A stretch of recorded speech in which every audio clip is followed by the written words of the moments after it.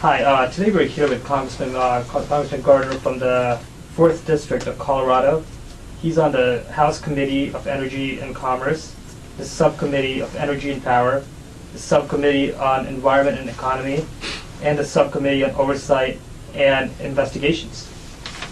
I'm here on behalf of U.S. Impact, and I would like to thank you today for giving us the time to be with us. It's great to be here. Thank you. Thank you. And I guess we can get into questions here. So, Congressman, what do you think about the current state of U.S.-India relationship?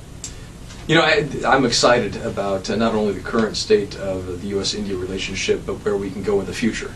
The United States is the world's oldest democracy, and India is the world's largest democracy. We've got incredible opportunities from not only relationships, our people, but business, and look forward to doing everything I can to further those relationships and ties, to strengthen those ties between the two countries.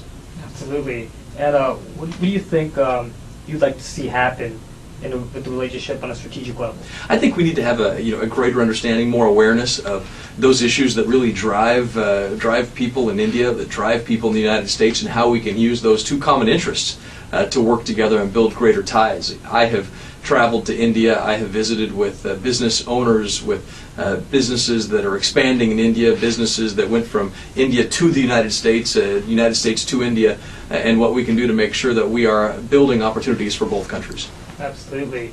And on the subject of security, both the United States and India have been victims of terrorism. What are your recommendations to jointly solve this issue? Well, there is no better way to solve this than to work together, to cooperate, and really focus on those agents of terror, not only within the United States, the cells that work within the United States, that work within India, to work together to find them, to isolate them, and then to do everything we can to take them out and make sure that they do not harm the citizens of this country or India. Absolutely. So you just told me you went to India before. I have, yes. I've traveled, I started in New Delhi and spent some time in Mumbai and spent some time in Jaipur and then, of course, in Pune. So, I mean, it was an incredible experience. That's great. So you really enjoyed your experience out there. We were really happy that congressmen like you go out there and visit India. Well, it was so eye-opening. I mean, because I remember one time we sat down in a meeting with a number of businessmen and women from India, and one of the first things that the gentleman sitting to my left said was, all right, how can we do more business together? I mean, what can we do? And it was exciting to see a group of people who were just so excited and passionate about what they do and ways they wanted to increase trade opportunities. Absolutely. So I guess locally, in your local district, have you been to any Indian American cultural events? You know, in Colorado, I've been to several different events. I've been to the National Asian Indian Republican Association in Colorado several times. Of course, spent a lot of time with the leaders in the Colorado Indian community, and look forward to many more. Okay. So as you know, the Indian community comprises of many immigrants.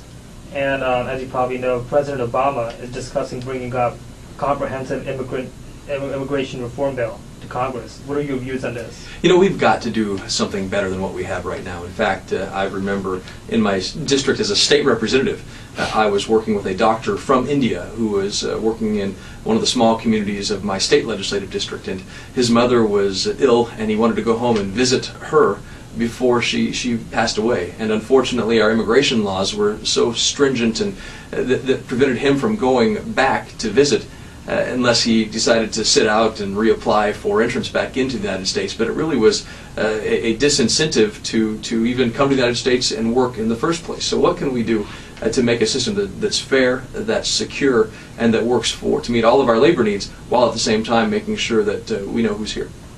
Okay. So as you know, the Indian American community has a disproportionately high number of people who own small businesses and who are in small businesses in high-tech, biotech, renewable energy, and even on a smaller level in local markets. Given the tenacious economic climate, what steps is Congress taking to protect the interests of these small businesses?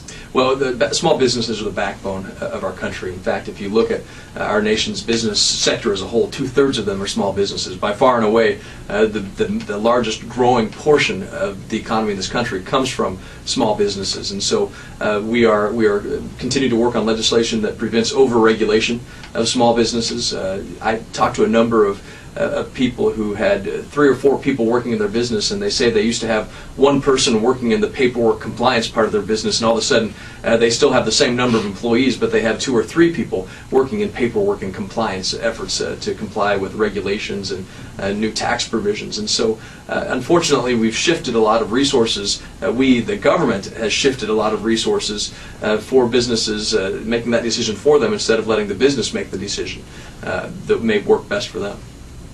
Okay, so thank you very much for being here today, by the way. And That was great to be here. yeah, so if you have a message you could give to members of US Impact, what would you have to say to them? Well, I'd stay involved. It's critically important to stay involved, to let people know what you think are ways we can improve our economy, the way we can build our relationships, the way people can understand each other even to an even greater degree.